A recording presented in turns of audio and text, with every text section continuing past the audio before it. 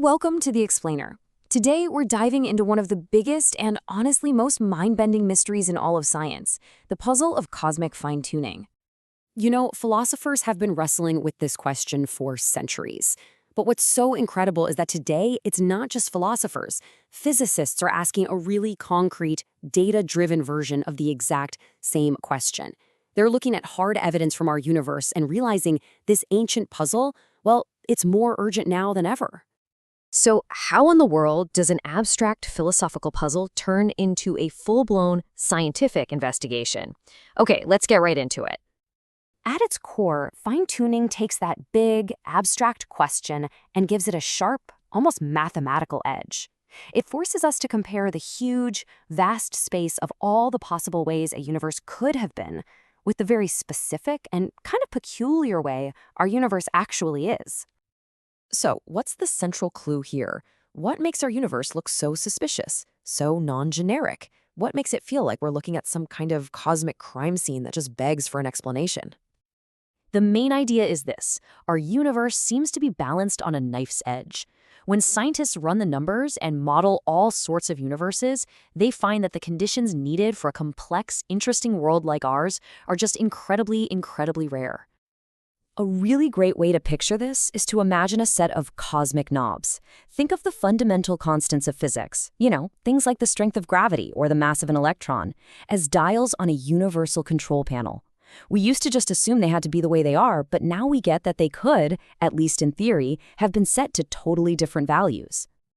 And this is the part that is just shocking. Even the tiniest, slightest tweak to any one of these knobs would give you a universe that is completely sterile, empty, and dead. A little more gravity, and poof, the universe collapses back on itself. A little less, and stars can't even form.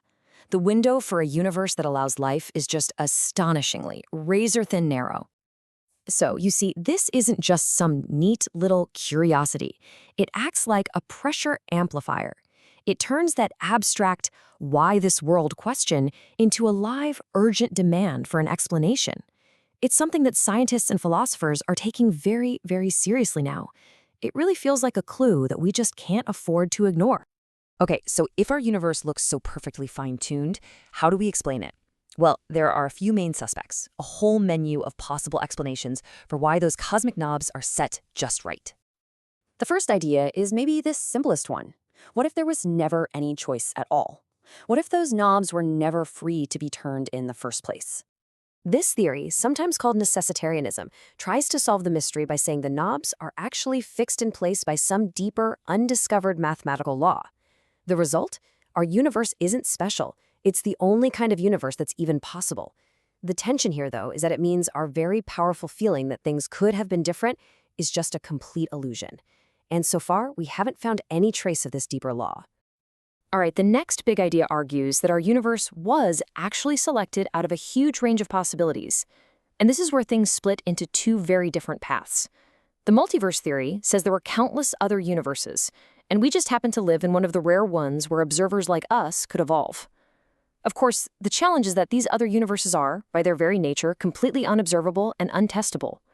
On the flip side, the design hypothesis suggests some kind of selector intentionally chose these life-friendly settings. That explains the outcome, sure, but it just pushes the question back one step. What explains the selector? Now for a final and honestly a pretty mind-bending idea that takes the multiverse concept to its absolute logical extreme.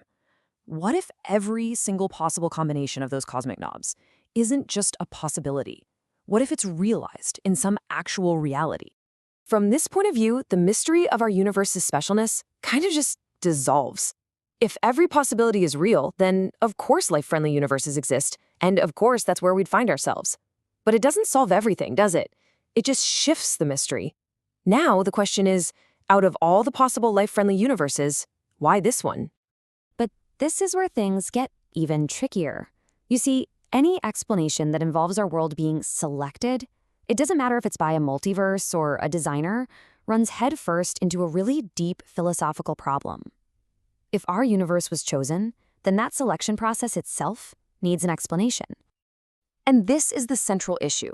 When we try to explain the selector, Whether it's some multiverse-generating machine or a designing agent, we get forced into one of three logically unsatisfying corners.